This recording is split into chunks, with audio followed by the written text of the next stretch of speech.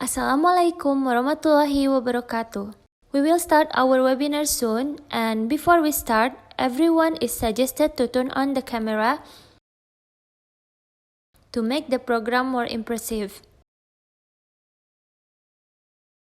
First of all, I want to say a very good evening and happy Ramadan to one and all gathered here. While we are waiting for people to come in, we will start our webinar. On this auspicious occasion, I would like to welcome you all to our webinar program, the Sustainable Development Goal 7, Affordable and Clean Energy and Disability Inclusion. I'm Aini Islami and my friend Mapping as a moderator, so happy to see you together here. A big thanks to each and every one of you for your presence here for joining our webinar. We heartily welcome our dear lecturers for joining our webinar. We also want to thank our university friends. I hope webinar will be great and successful, and I hope you will enjoy the program. Have a great time and thank you everyone for joining us. Assalamualaikum warahmatullahi wabarakatuh. Happy Ramadan, everyone. I'm Mapping. I really hope your guests are having high energy to join in our webinars. Because we are now with our special guest. Dun dun dun dun.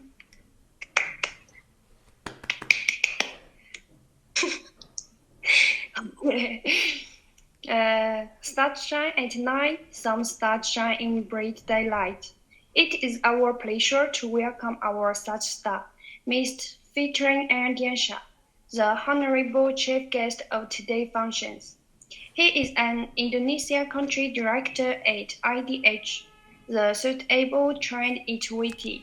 He has more than 18 years of working experience in the field of ecological and environmental economics, natural resource management, integrated spatial and land use planning, sustainable community, sustainable fraud management, as well as climate change and energy.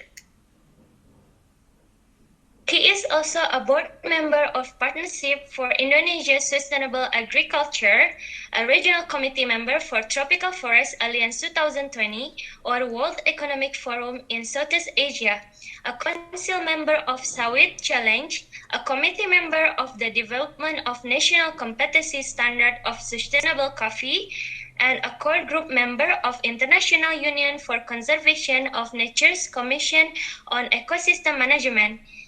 So his name is Mr. Fitrian Ardiansyah. Let us join to welcome him on aboard. Thank you, Annie. Let's join to return to Mr. Fitrian. Hello, Mr. Fitrian. How are you?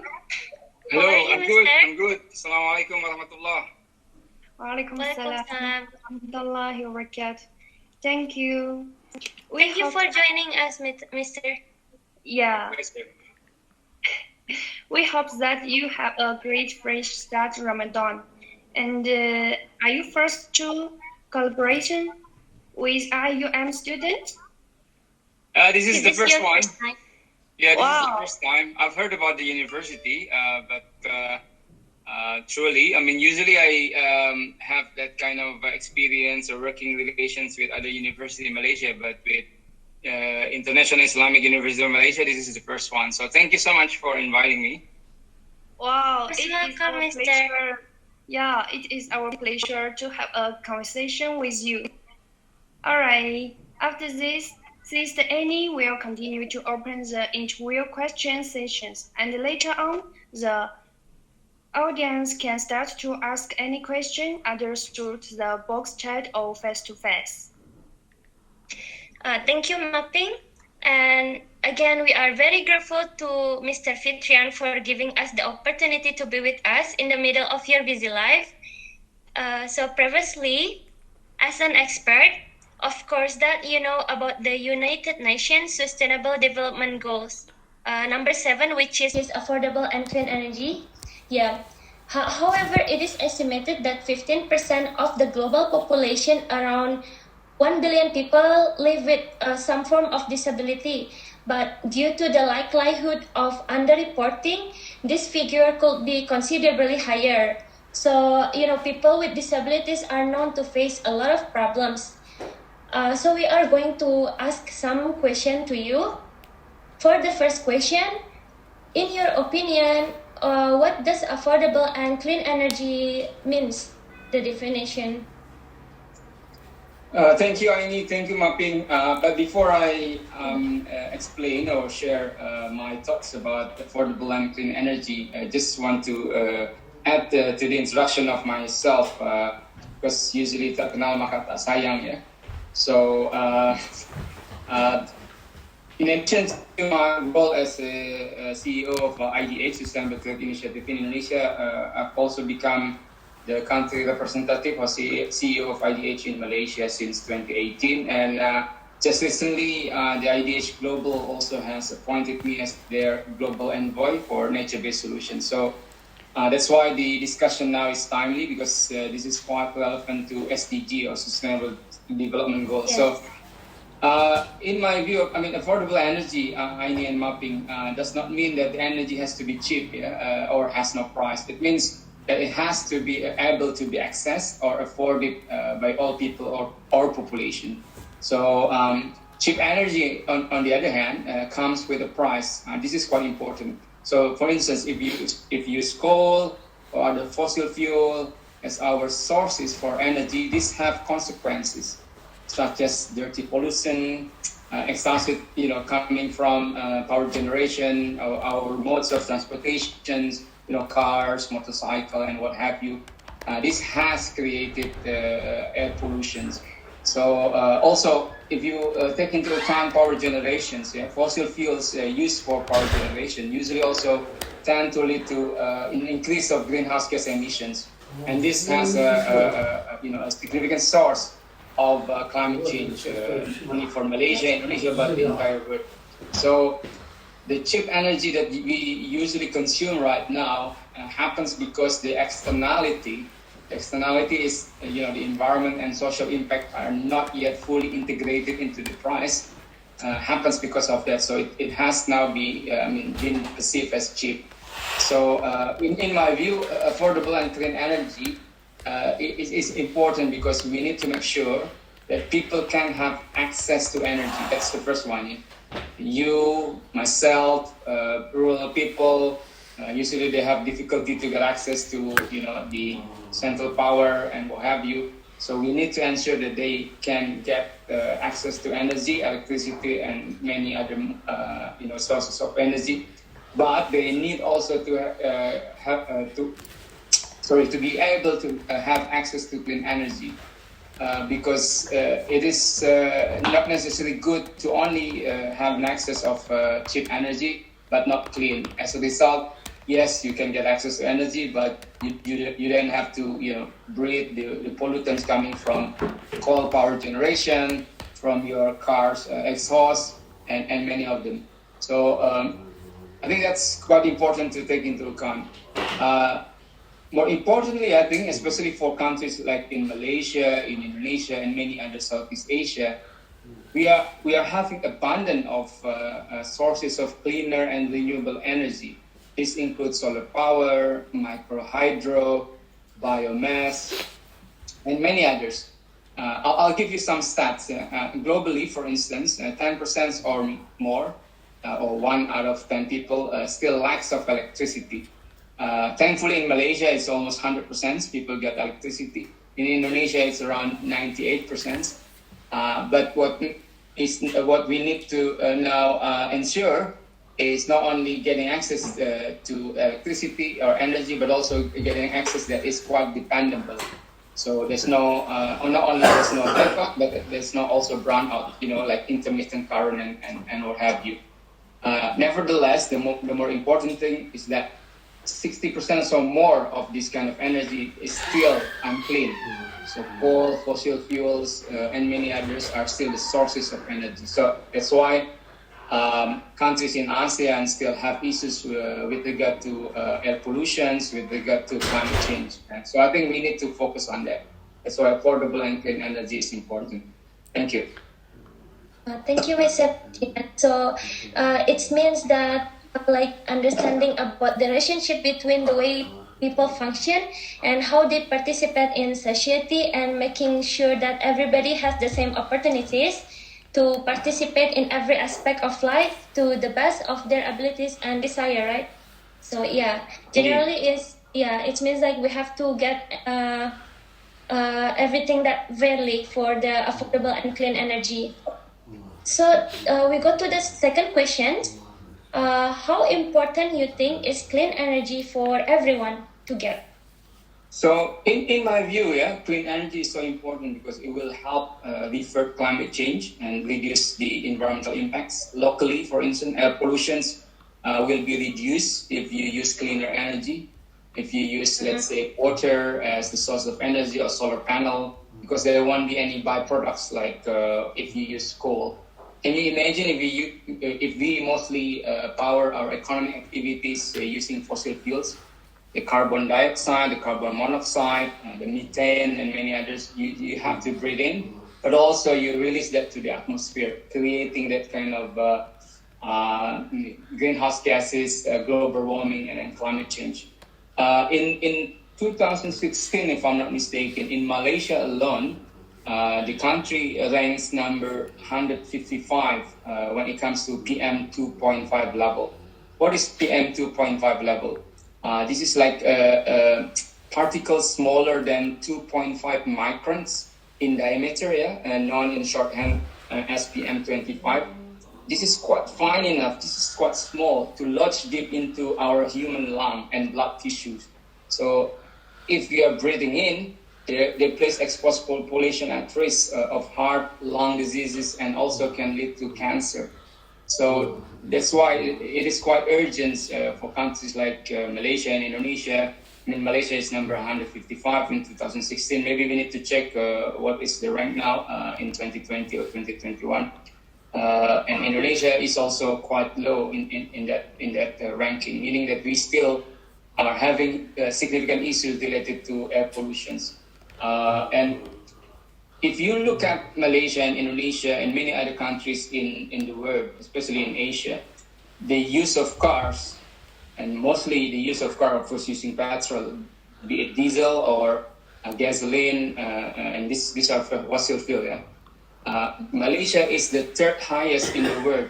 It's around 93%, and then 54% of the households have more than one car.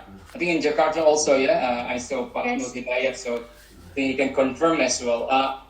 This is quite strange. I mean, our dependency on cars, having this kind of relations to also creating uncleaner environment because of the use of this kind of unclean energy. So it is quite crucial to push for cleaner energy. And in addition to that, if we also depend so much the power generations on coal, like in Indonesia, for instance, in 2018 in Indonesia, coal accounted for 60% of Indonesia energy mix. So that's why, pollutions in a big city like Jakarta have been created because of both cars or both transportation, but also because of power generation. So it is quite important to have clean and cleaner energy for everyone, especially for people with disabilities. Thank you. Yes, I think also, thank you before for Mr. Fitrian. I think also everyone has the right to enjoy the standard of living required to maintain the health and welfare of themselves and their family, including food, clothing, housing, or also medical care, especially for the disability people. And as what you said about in Jakarta area, for example, a lot of pollution everywhere because of the traffic. And I think it's really important for people to taking care and get fairly about the clean energy. So after that, for the third question, from your experience, what are the main obstacles in producing and distributing clean energies to the community? So I think at least there are two things that we need to see as the main challenges, but this could also be seen as opportunities. The first one is policy. So policy of the governments in ASEAN countries, for instance, they still perceive that fossil fuels are the cheapest mean to power our economic activities. The second one is, I believe, is the price. The price of renewable energy is still quite high. Of course, solar panel has been reduced in terms of the price, but other than that, it's still high. For instance, Indonesia has geothermal, 27 gigawatt, but only 30% that has been utilized. This is one of the reasons that, the reason is, in my view, because of the price. Even to explore whether we can find sources of energy from geothermal, you need to have $200 million for exploration. So it's quite huge and it's quite challenging. So the costs or the price needs to be reduced. And the price for fossil fuel and non-renewable energy is still low or perceived to be low because they haven't internalized the externality, the environment and social impact. So they haven't internalized, for instance, costs for hospital if we have respiratory disease, costs to do or install air conditions, air purifier and whatnot. So I think we need to change this kind of system or work together with the government and private sector to change this kind of system. In my view, Aini and renewable energy needs to be supported both by the government and the private sector. And we as consumers need to also say that we need that. It's not necessarily because of this is, fancy or good enough, but we need the clean air, we need the better environment, and also we need the electricity. For instance, that's why in the US, they have already invented electric cars, and I think they're coming in also to Indonesia, Malaysia, and others. So I bet you guys or you ladies, you want to have Tesla soon, or other means of electric cars in your house, or you want to have speed trains, these public or mass rapid transport system powered by solar panel, hydro, or whatever, because this is not only cool, but this is needed. And I think when it comes to clean, I just want to quote, especially in Islam, especially in the Quran, Allah's love a condition with cleanliness and purity, because the holy book, the Quran al-Karim says, in it, the mosques are men who love to clean and to purify themselves. And Allah loves those who makes themselves clean and pure. I think that's Quran number 9, ayah 108. So it's a good combination if we can get clean energy, because this can boost good electricity and good energy, but also with better environment, as well as boosting also our morale and spirit, because this is also what Islam requires. Thank you. Thank you, Mr. And that is very true. I think Mr. Fitrian has been explaining about everything, that if there are some main things, the problems to get the clean energy. And it is very true about in Islam that says if clean energy, it's really important also in our daily life to get, because it's a half of our iman as well. So for the next question, how is your company reaching out to persons with disabilities? So we are quite lucky. We and our partners have what we call inclusion as part of our programs. This includes like gender inclusions, inclusion for vulnerable and marginal people, people that we need to support, especially in rural areas, low level of income, through our sustainable supply chains and sourcing area. But also we want to support people with disability and other challenges. Partners on the ground and also partners at global level, the like of Unilever, Mars, Mondelez, and many others, they have this kind of programs or pages or policies, because more than 1 billion people, that's 15% of the world populations, live with disability. Of this number, I think around 300-something million people are working age, and so I think it will be great to have more and more companies, organizations, not only to support but also to accommodate them as part of the working force or labor force. And I think people with disability, they also can contribute to many different things. People tend to have one particular factor when it comes to ability, but another factor that they can excel. So it should be not. People should not be judged because of their disability. Thank you. Yes, we agree for what your explanation, and it's a very great. It's very great plan to reaching out the disability people, because of course they cannot left out.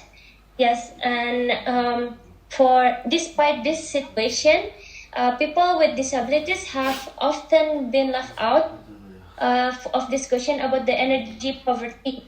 But the Universal Energy Access Agenda has focused on the inclusion of vulnerable individuals, such as women, children, and the elderly, like what you said before. But relatively little focus has been placed on those with disabilities. So how about the Malaysian government policies related to this? If you know about this, maybe you can explain a little bit. So, if I'm not mistaken, just according to the statistic of coming from the Malaysian government in 2017, around 400,000 persons were recorded to have or to be people with disability, and this is quite a challenge for a country like Malaysia, Indonesia, and many others also to accommodate and also to support, because the disability spectrum is also quite diverse. I think 34% having learning disability, 8.9 or 9% having visually impaired category. So in my view, the first and foremost is the policy of the government.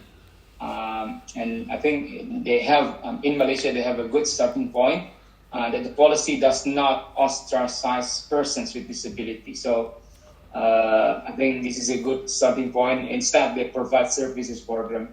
And what we want to see more and more happening, I think we need to work with the government to convince them that the most vulnerable, and especially person with disability, will be much worse if clean or cleaner energy is not promoted or developed. One of the reasons, like I mentioned earlier, that there are many studies that find correlations between air pollution and different types of sickness or an increased level of disease that trigger much difficulties for a person with disability. Can you imagine if they have to walk with wheelchair, and then you breathe dirty air? It's quite challenging. I mean, even for I wouldn't say normal people, but people like us without disability, it's already difficult. So I would say that I'm truly glad that you guys at the International Islamic University of Malaysia talk about this, because not many universities talk about this, and I would even encourage that you guys can be the hub or positive advocate for this, and can engage the government in Malaysia, talk about this, opening up the dialogue, and also indicating to the government of Malaysia that PWD, person with disability, need this and that, especially in the context of not only clean energy but also access to those that are in need. Thank you. Yes, thank you, Mr. Fitrian, for the supporting, and it's really good for us, because it will help our friends, especially International Islamic University of Malaysia students, to be more pay attention to people that needs more support, especially in this situation for the clean energy things. Yes. So for the next questions, the focus on persons with disabilities has been increasing within the Sustainable Development Agenda, and addressing the needs of the community with disabilities is an integral part of the United Nations of SDGs. While the SDG 7, Affordable and Clean Energy, does not explicitly mention people with disabilities, so it does refer to affordable, reliable, sustainable, and modern energy for all, universal.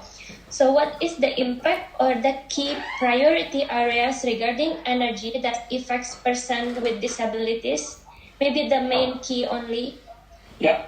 So, if you look at the affordable and clean energy, usually if we can promote this and can expedite this can also lead to more modern infrastructure.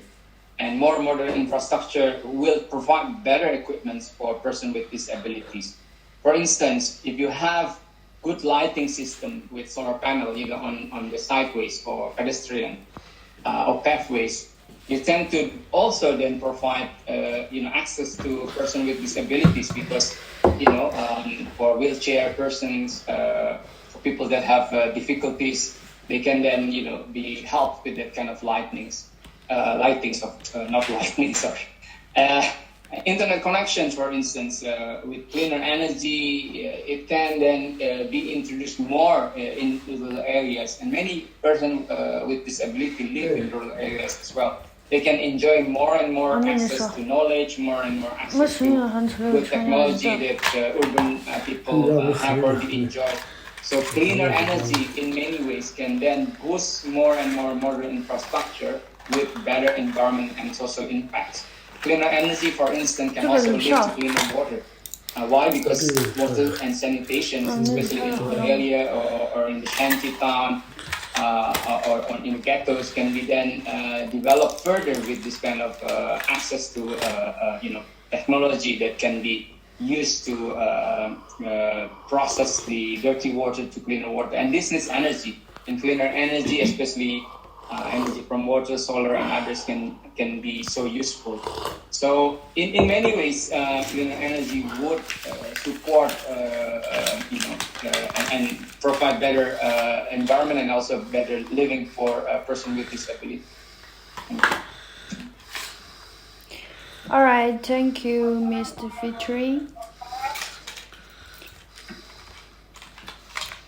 Let's move on to the next question. In your opinion, how should government solve the lack of access to clean energy by persons with disabilities? So these are two ways. Yeah, we shouldn't only ask the government, but also we need to help the government. So I believe dialogue is key with government and representatives of persons with disability. The university can facilitate that kind of dialogues because it will be seen as neutral conveners or neutral facilitators. Also, in my view, you guys like in the university can also help the government to identify some sort of low-hanging fruits when it comes to investment in infrastructure, investment in cleaner energy. Having or trying to boost cleaner energy usually requires huge amount of investment. So we need to see also some sort of priority and some sort of opportunity for that kind of investment. And if we have already been able to indicate and identify that, we hope that the facilities or the cleaner energy that or source of energy that are being developed by the government then can be much more affordable, much more useful, and also can be accessed easier by a person with disability. So the key is dialogue. The key is identifications, knowledge, and plan. So it will be challenging if we can't do that. Opening up the door with kind of dialogues. Thank you.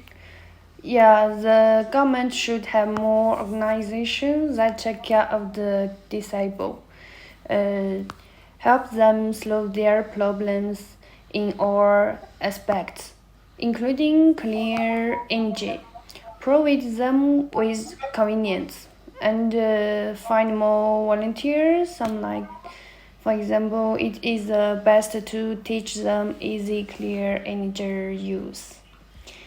Next question is how could we make persons with disability afford clear energy? So individually, it's quite challenging. So I believe cluster or groups of persons with disabilities can do more. So perhaps first They can be helped, or they can identify options to cluster, to group themselves, and to change also the sources of the energy with clean and renewable energy. For instance, if they want to cook, they can find option from biogas. If they want to have lightings, they can also identify option from solar panel. And with this kind of grouping, they can improve the level of bargaining positions and talk to the government.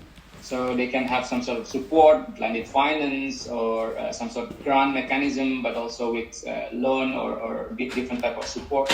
They can also talk to progressive companies, Aini and Mapping, to have partnership with those companies. So the companies can also co-finance through the CSR or through other means, or provide whatever support. So those persons with disabilities, with the groups, can be having that kind of access to cleaner energy. Yeah, yes, this is one of the tasks of the Global Sustainable Development Goals. Persons with disabilities are one of the organizations for the disabled. They have two responsibility to provide clear energy for the disabled, right? So next question, how could person with disabilities play a bigger role in the effort to implement clear energy? And what steps should be taken in accordance with your concept? So it's like I've mentioned earlier in answering the previous questions, maybe just to add, if they have groups of persons with disability, and these kind of groups can lobby the government and also can push for dialogues with the government and the private sector, especially the infrastructure providers. I think they can, the government and the private sector can be made more aware, and as a result, they can increase the facilities to accommodate persons with disability. But also by using cleaner energy. So let's say the public areas are having much more access to person with disability. The lightings can be then added with the solar panel and many more. I think they need to talk, they need to sit together with the government and the infrastructure providers or developers.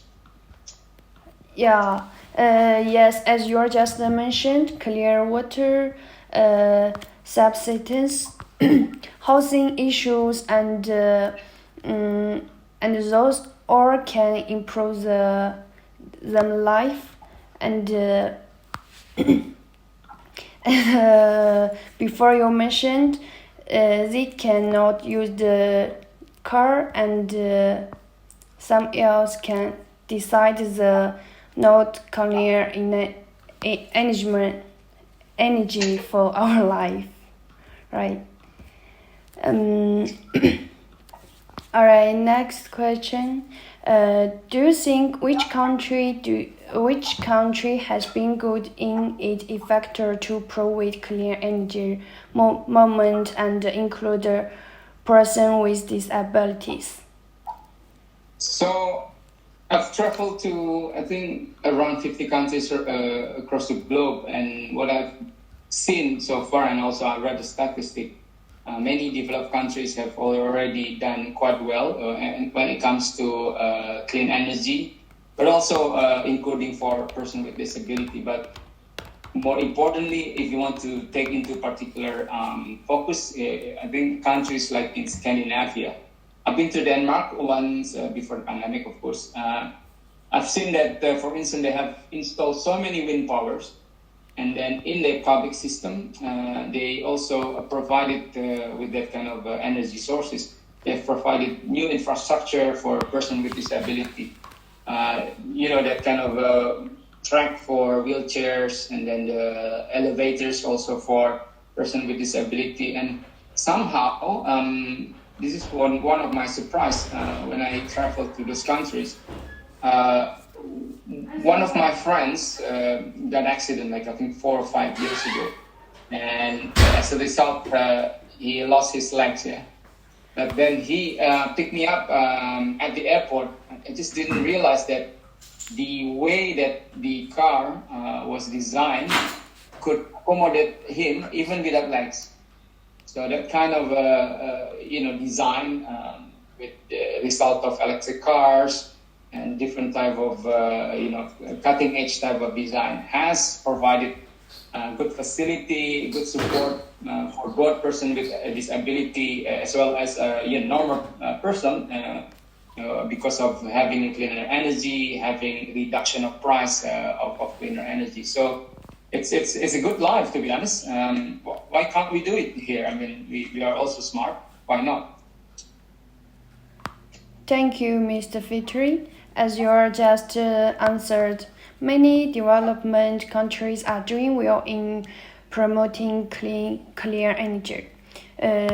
Maybe they spend a lot of human resources and money on clear energies to make the good countries.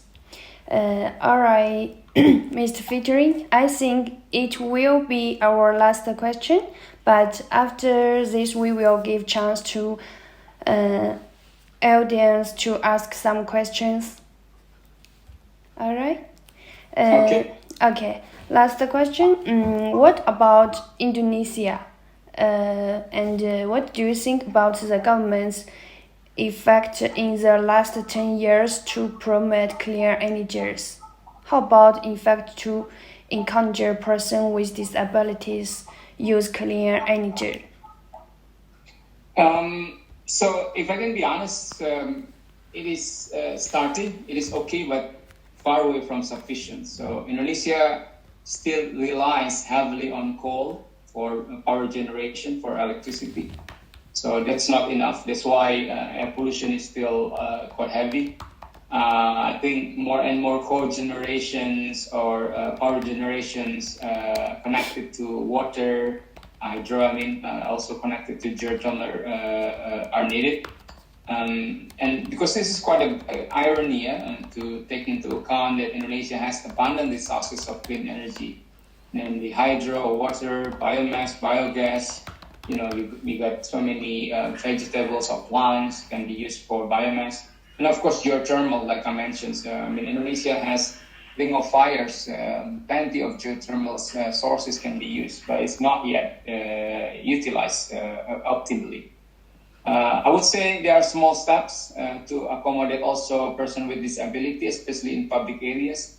But this is still even far away, not yet sufficient. If you look at, for instance, if you walk around in Jakarta, you still you are already there. Not yet there, but you can see, if you are a person with impaired visibility, there's a line for that person with disability. But sometimes the line cut off by walls or by trees or something like that. So it's still, in terms of design, it's still far away. So I think we need to push both cleaner energy and also facility for a person with disability. It needs to be accelerated. Thank you. All right. You just mentioned Indonesia is very relaxed in cooking and they need to improve in this area. Thank you for this more direct and steps. Okay, now I think it's time to answer questions from our audience. If there is any question from audiences, everyone can ask. Yeah, ask Mr. Fitri. Yes, Mr. Fitrian. I would ask.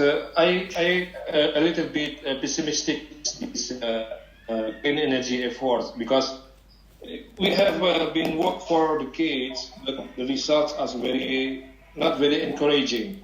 So, let alone for the disabilities, for the general public, is very difficult. It's better for us try to reduce pollution instead of working on and treating clean energies. So we have to choose perhaps a new strategy for us to save the earth.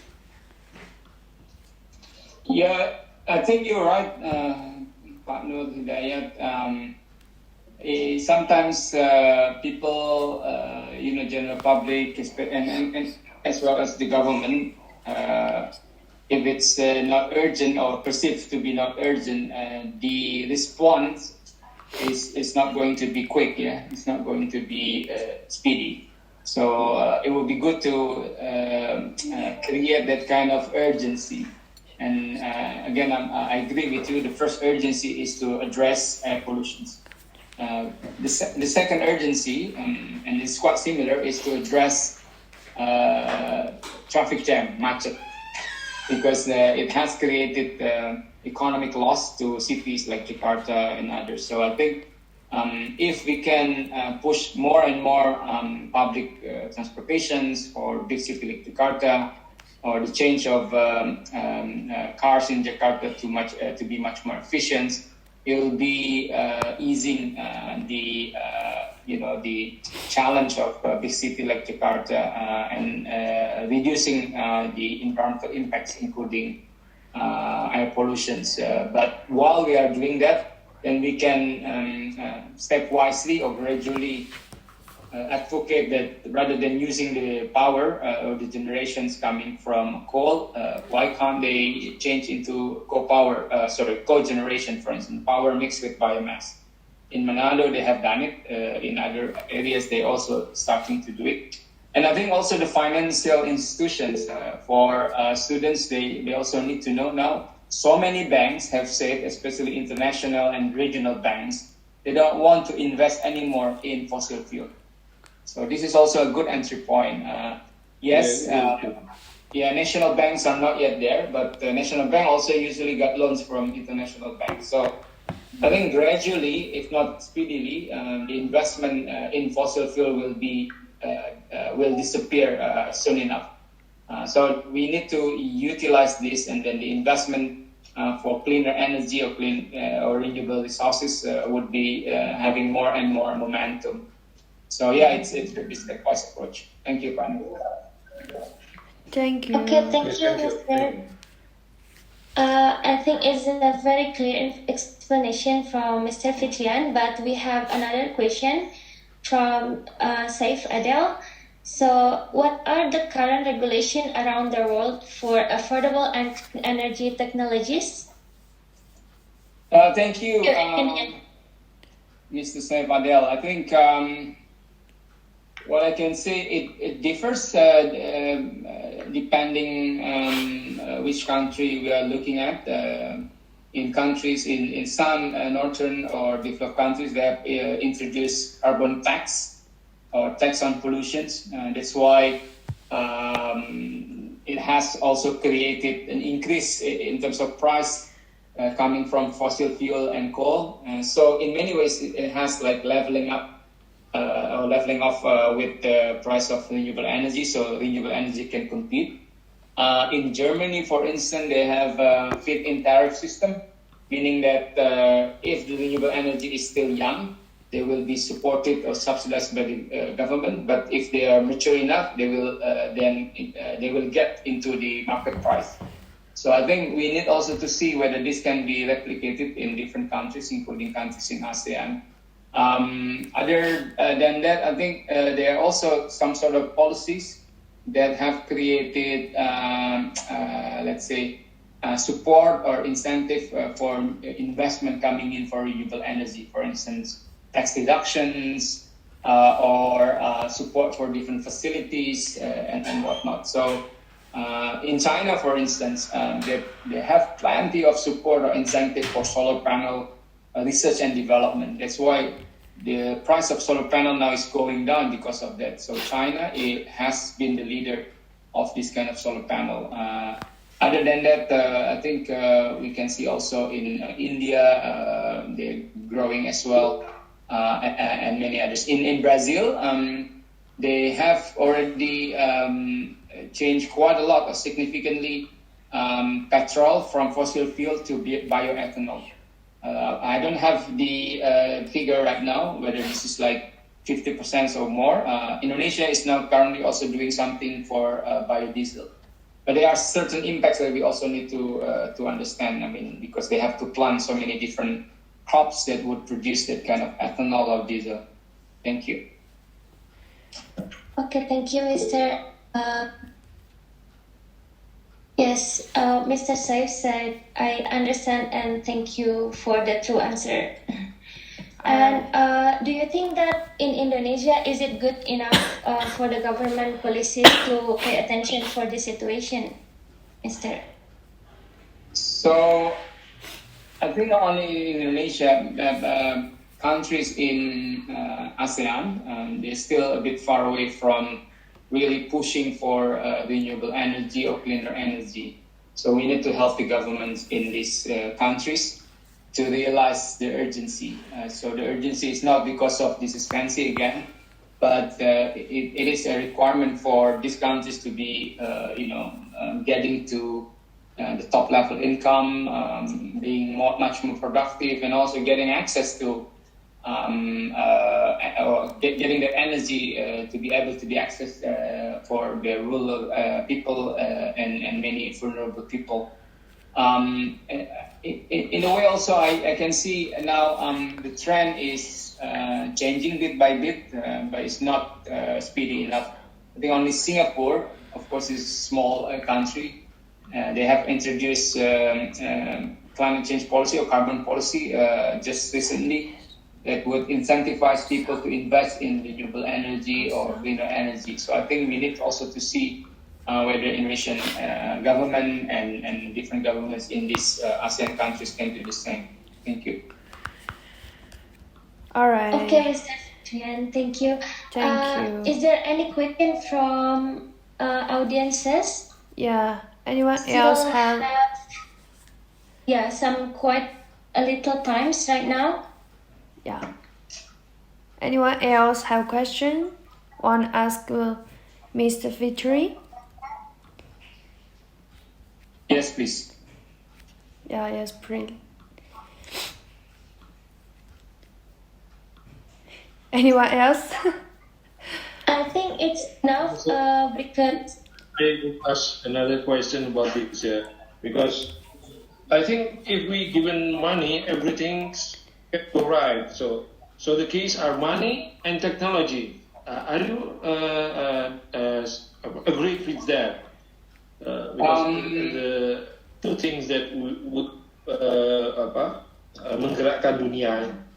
I think the first one is mindset. The first one is mindset, and the second one is mindset, and the second one is willingness. So if the mindset is not there, even if with money, you will not be able to change. Let's say us, for instance, if our mindset during this Ramadan is to just, if we get the money, to do buka puasa or iftar and buy whatever we want. If we got the money, we will buy whatever we want.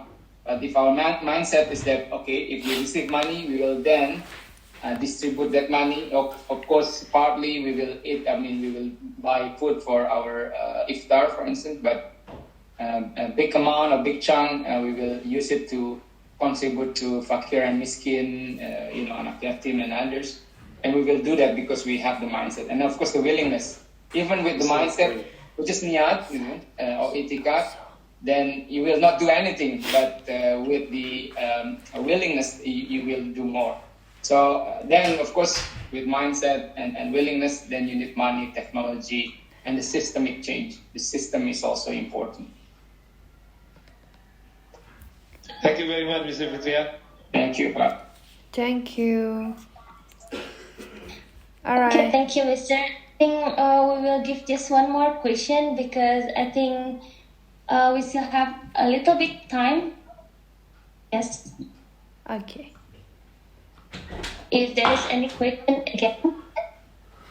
If not, I may want to, raise a question to the two moderators, perhaps, or the students of the International Islamic University of Malaysia. What would you do? Having heard the opportunity, the challenge of cleaner energy, but also, challenge for person with disability. What would you do? The university and the students. Do you have any idea? I think, for my opinion, I really think that, of course, it's really important to be universal in this situation. For the challenges, as what you said before, I agree that maybe a lot of people not really think about the disabilities people, if actually they really need help from us, especially in this case, to get just simple thing like in their daily life, to get the enough energy in their house. Also, for example, maybe the medical things in the hospital. Yeah. What else? Maybe also the transportation. It's really important, especially nowadays in this corona situation. So what I will do, maybe for this example, for this right now our webinar, it can be one of the thing that to help people to know about the situation, because our webinar also later we will share to Facebook and everywhere. So maybe some people maybe will read and will see about this case, and I think it's also good enough to make people that realize if to get clean energy fairly and universal, and to be more paying attention to the disability people. Yeah. And I think we got one more question also, Mister. Yeah. From someone. Yes. Here is the question. So Yes. Okay. Here is the question from Nura Naima. Yeah. And I want to ask, do you happen to know how about in Malaysia government police clear energy issues? Yeah, I've read, and I think Malaysia is quite similar to Indonesia. I think Malaysia has a target to improve the energy mix, trying to increase the contributions of renewable energy mix up to 20% by 2025, which is like 5 or even less than 5 years from now, and relatively quite challenging. But certain renewable energy policies or clean energy policy have been introduced. If you remember, in 2010, National Renewable Energy Policy or National RE Policy was introduced and approved by the cabinet. And then you got also fiscal incentives, especially for solar energy in Malaysia in 2014, and further in 2020. The announcement of the budget, the government announced the extensions of green technology tax incentive until 2023. So a number of good, let's say, policies and fiscal and economic incentives have been introduced. Now it's about execution, but also accelerations of these kind of policies, so this can be realized soon enough. Thank you. All right, thank you, Mr. Fitri.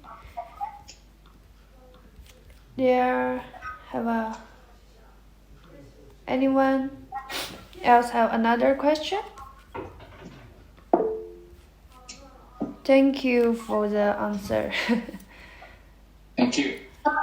Sorry, my internet connection just now disrupted because it's raining here. So thank you so much, Mr. for the answer. I think we can go to the conclusion session with mapping. All right. Firstly, thank you, Mr. Fitri. That is awesome.